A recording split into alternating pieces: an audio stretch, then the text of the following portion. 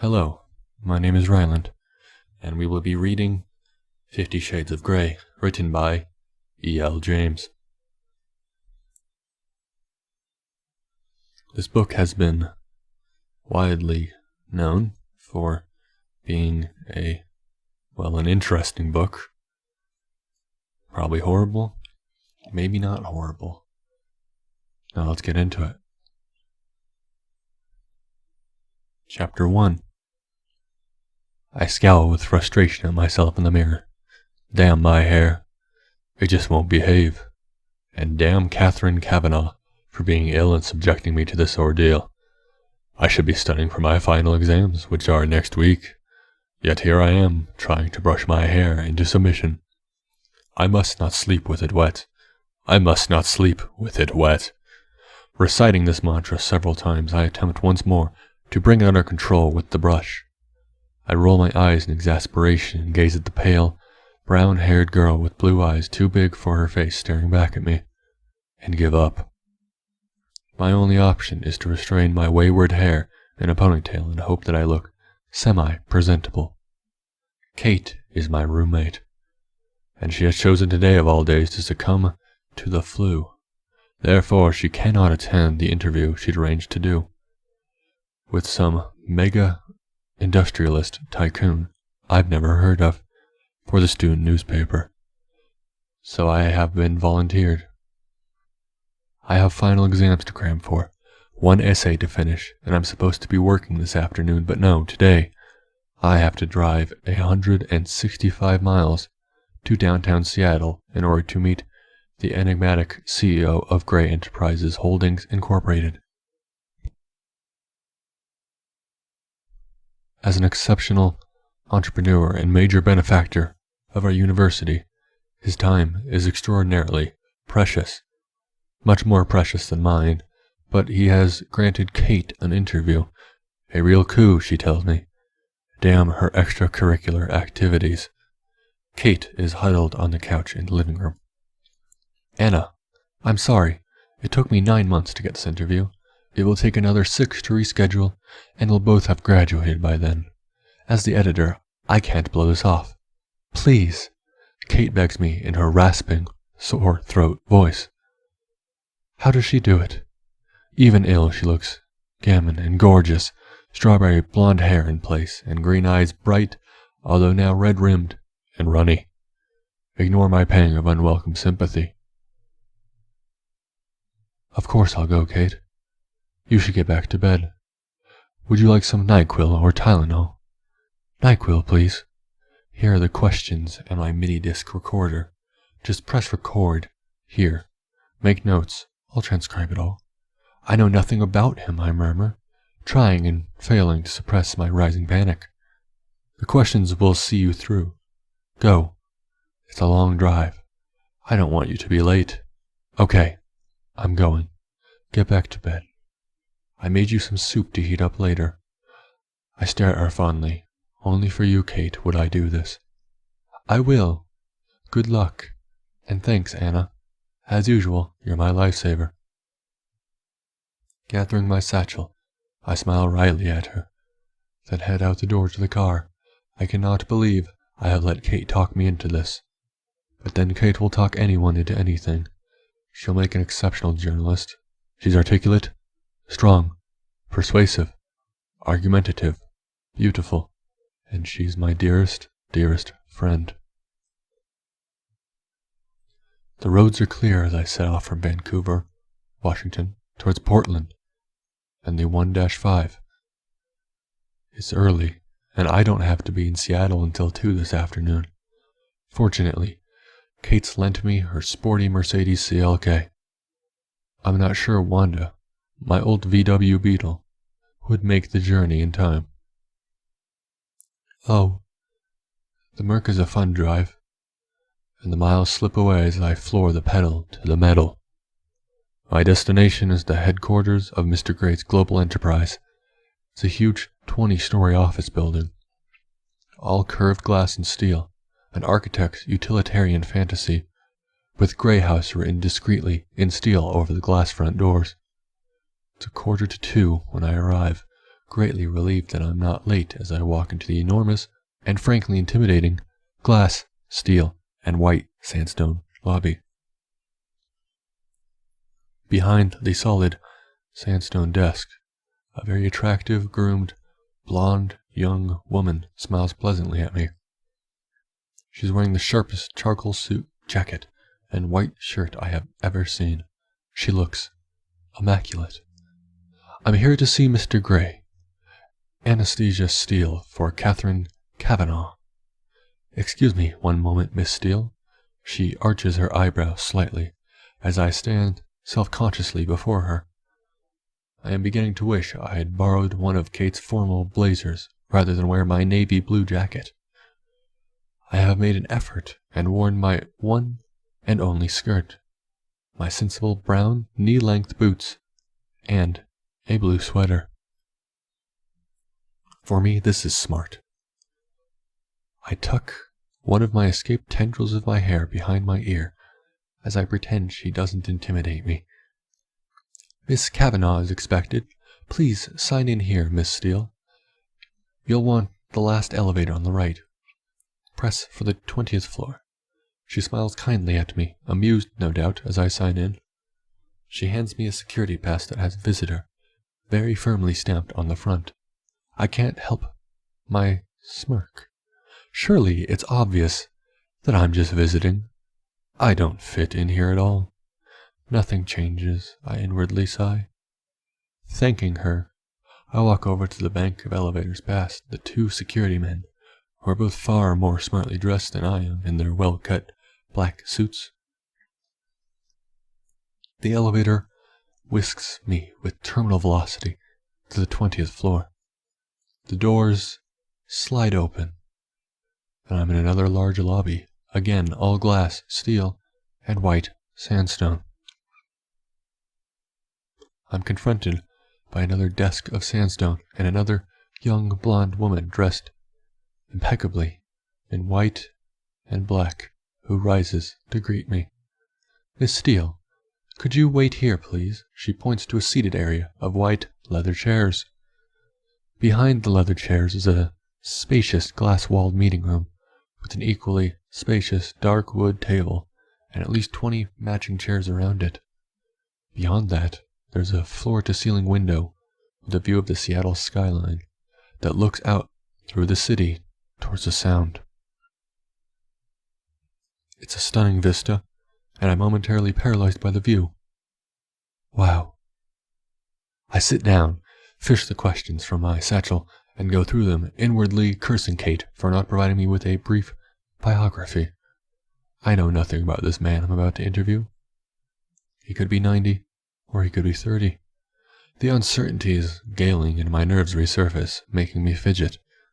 I've never been comfortable with one-on-one interviews, preferring the anonymity of a group discussion, where I can sit inconspicuously at the back of the room. To be honest, I prefer my own company, reading a classical British novel, curled up in a chair in the campus library, not sitting twitching nervously in a colossal glass and stone edifice. I roll my eyes at myself. Get a grip, Steele. Judging from the building, which is too clinical and modern, I guess Gray is in his 40s, fit, tanned, and fair-haired to match the rest of the personnel. Another elegant, flawlessly dressed blonde comes out a large door to the right. What is it with all the immaculate blondes? It's like Stepford here. Taking a deep breath, I stand up. Miss Steele? The latest blonde asks. Yes, I croak and clear my throat. Yes. There, that sounded more confident. Mr. Gray will see you in a moment. May I take your jacket? Oh, please, I struggle out of the jacket. Have you been offered any refreshment? No. Oh dear, is blonde number 1 in trouble? Blonde number 2 frowns and eyes the young woman at the desk. Would you like tea, coffee, water? She asks, turning her attention back to me. A glass of water. Thank you, I murmur. Olivia, please fetch Miss Steele a glass of water. Her voice is stern. Olivia scoots up immediately and scurries to a door on the other side of the foyer.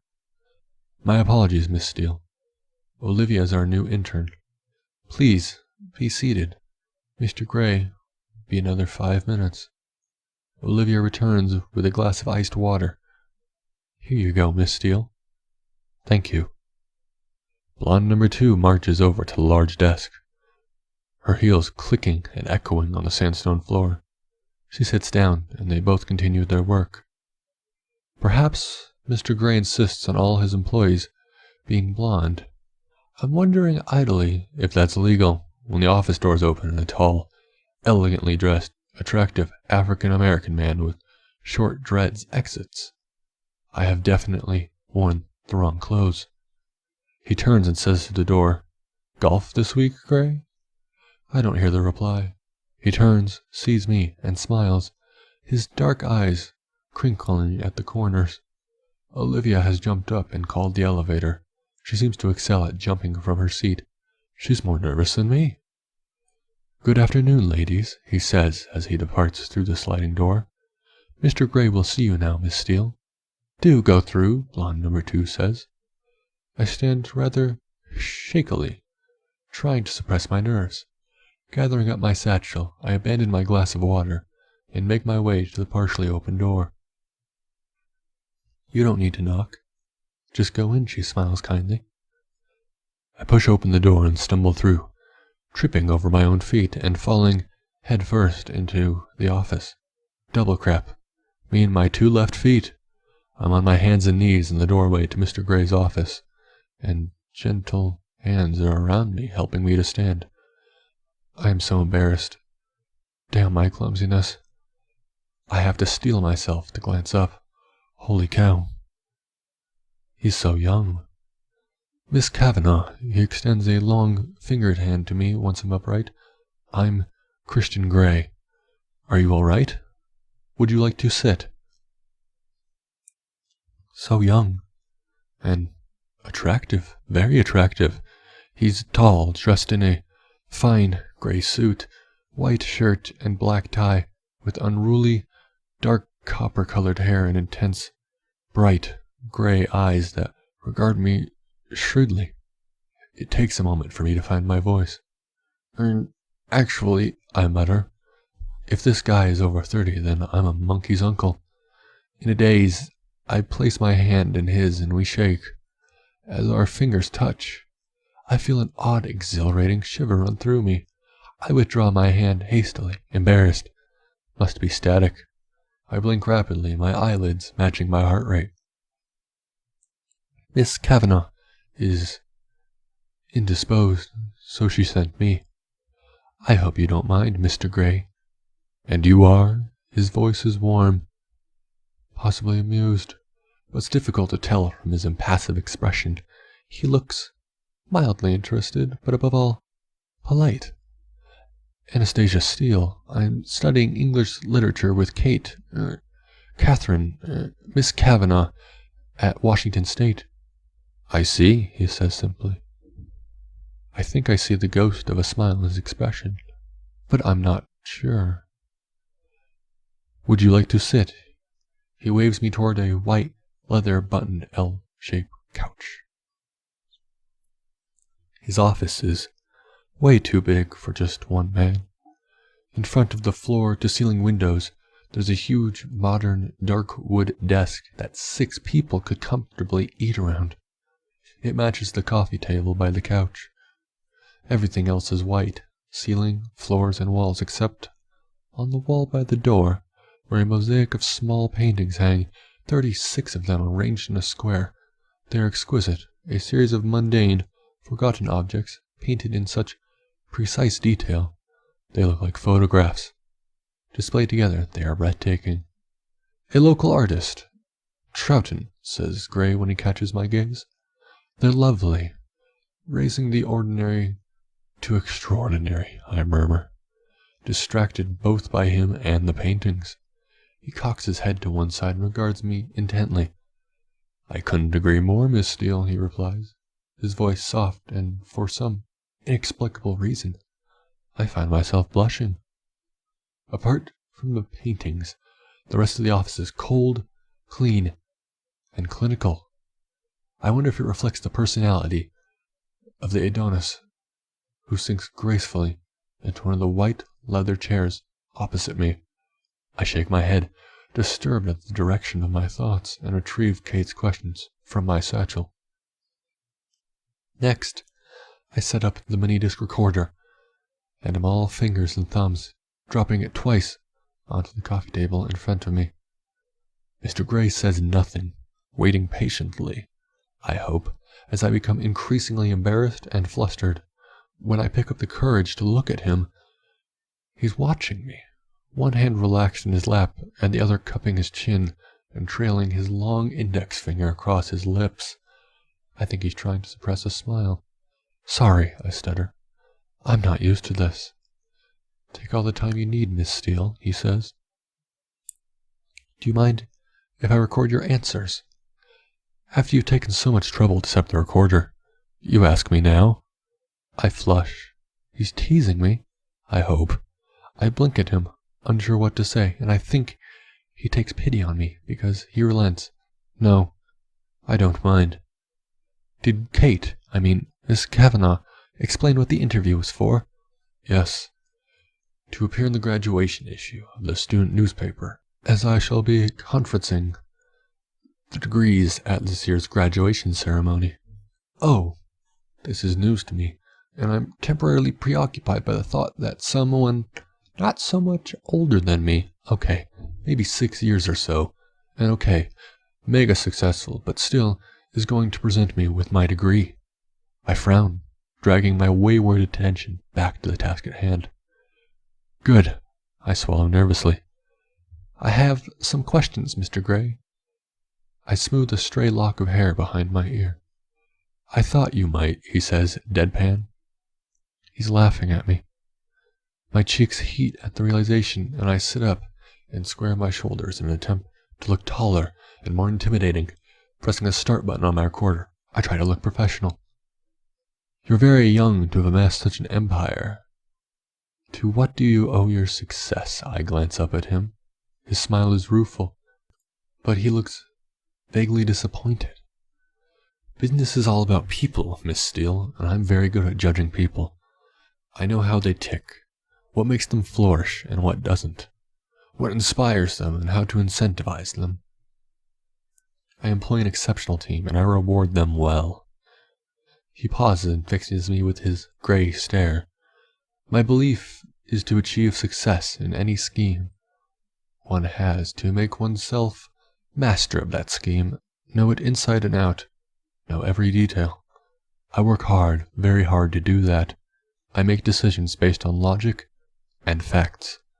I have a natural gut instinct that can spot and nurture a good solid idea and good people. The bottom line is, it's always down to good people.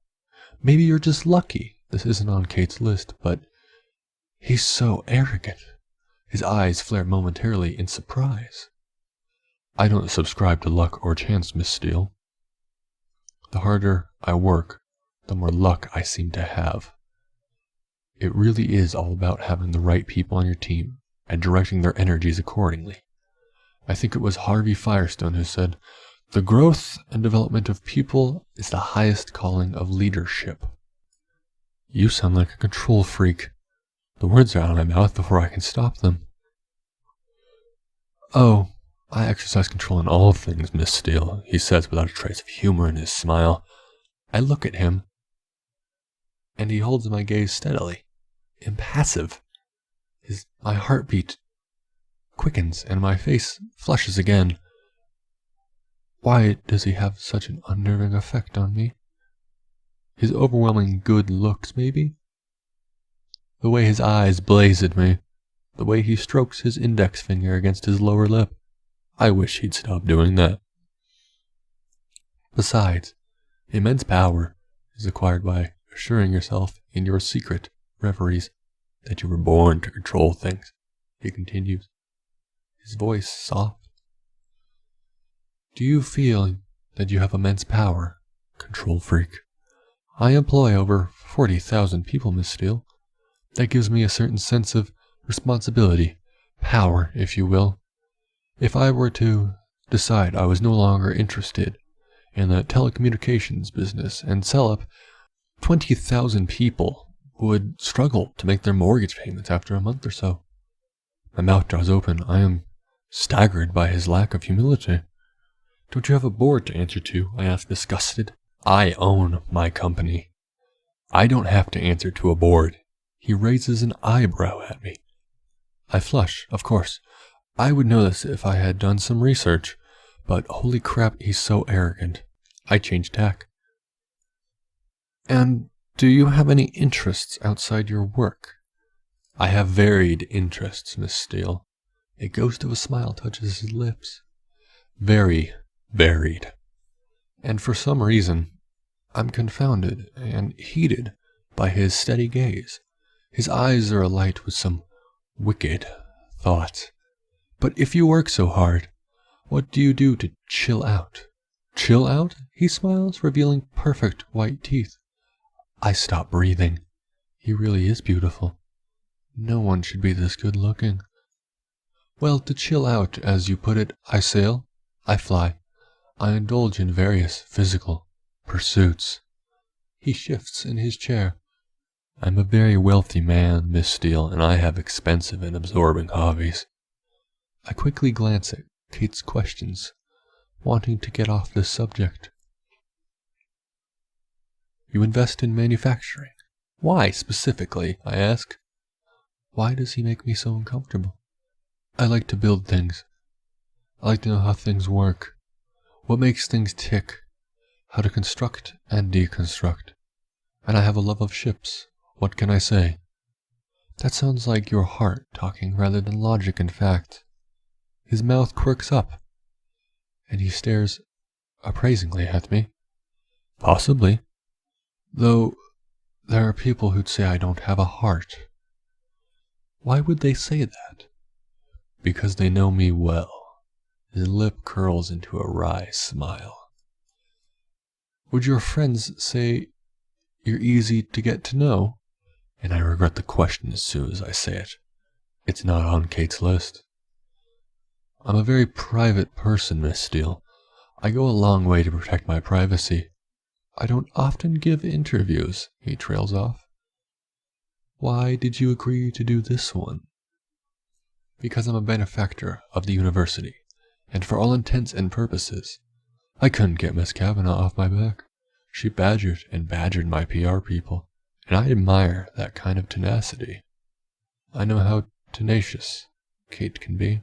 That's why I'm sitting here, squirming uncomfortably under his penetrating gaze, when I should be studying for my exams.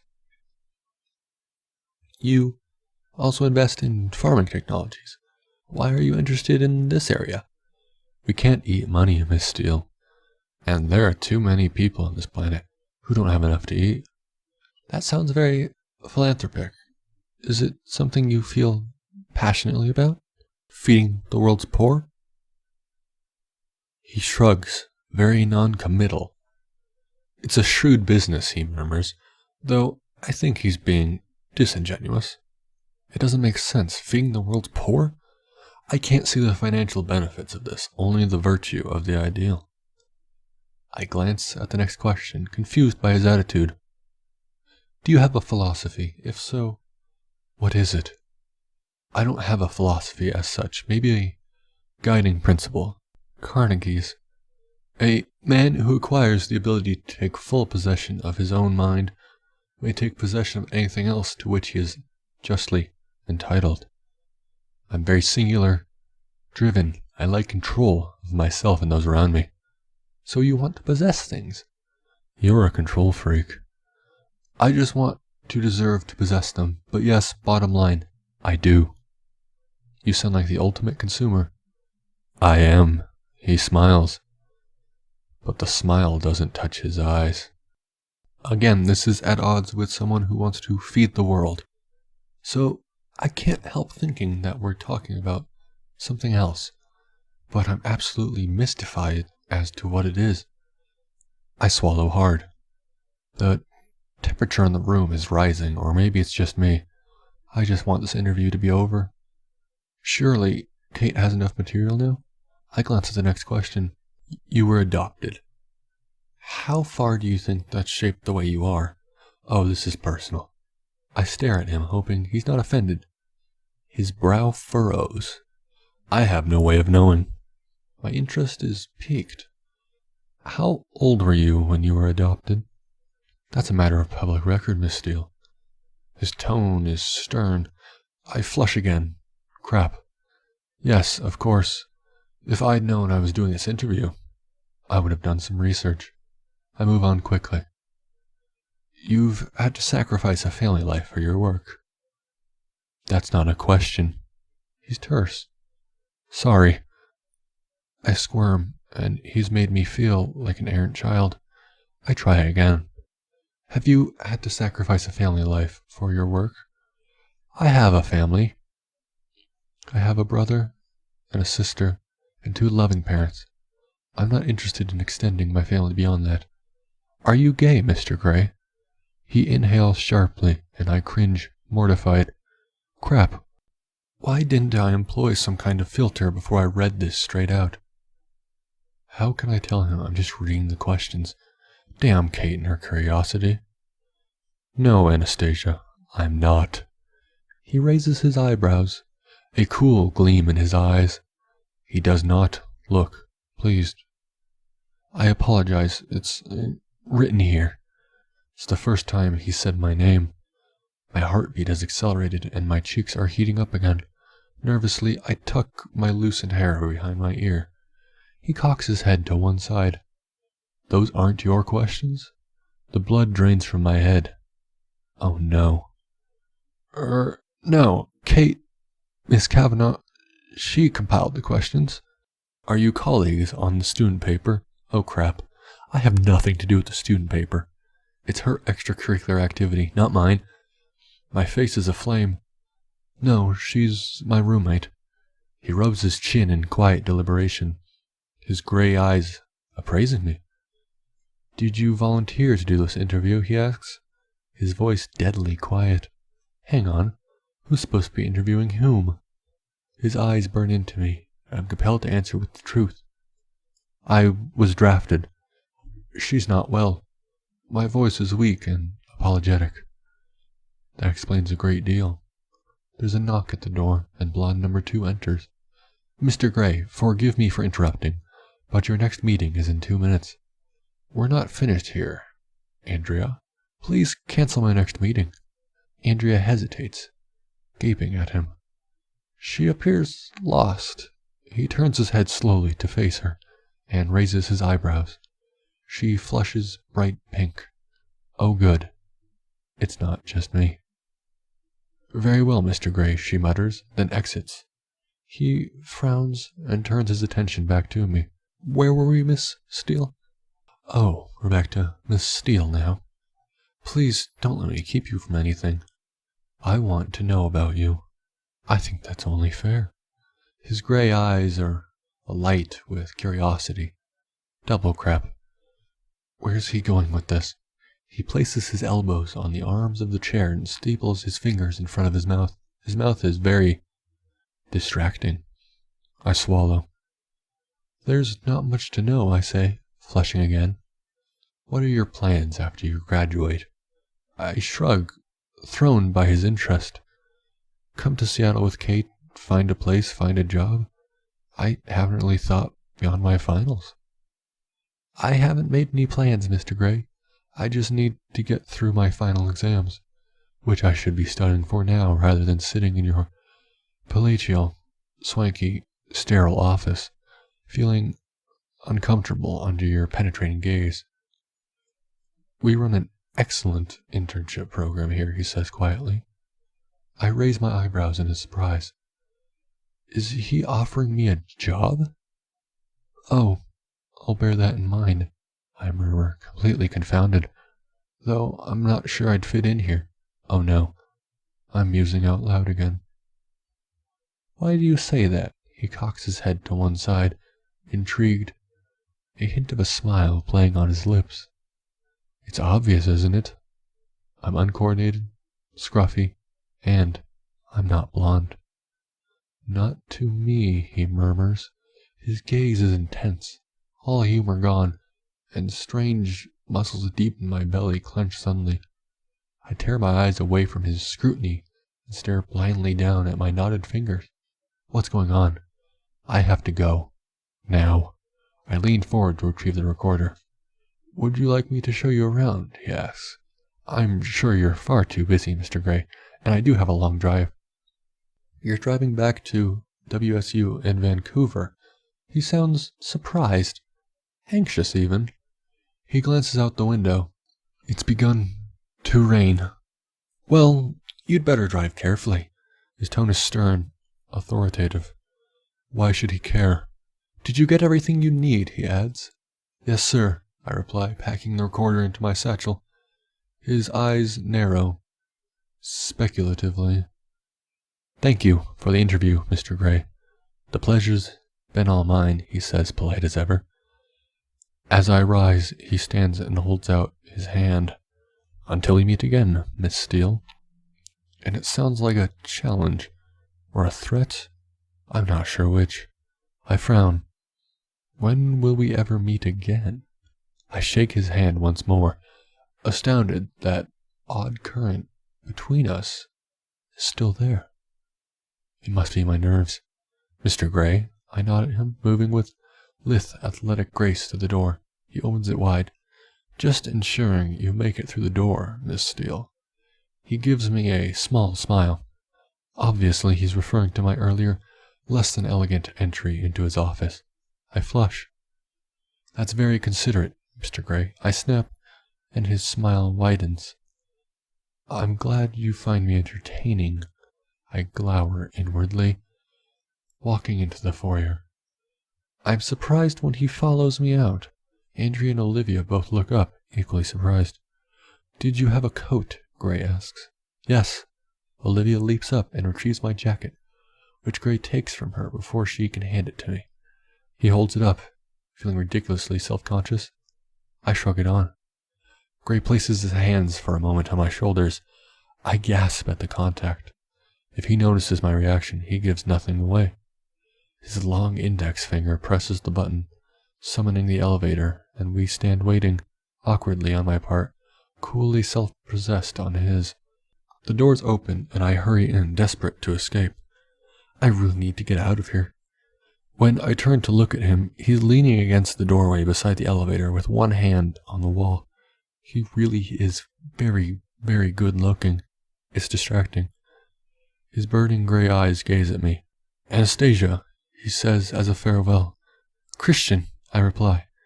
And mercifully, the doors close. This has been Chapter 1 of 50 Shades of Grey.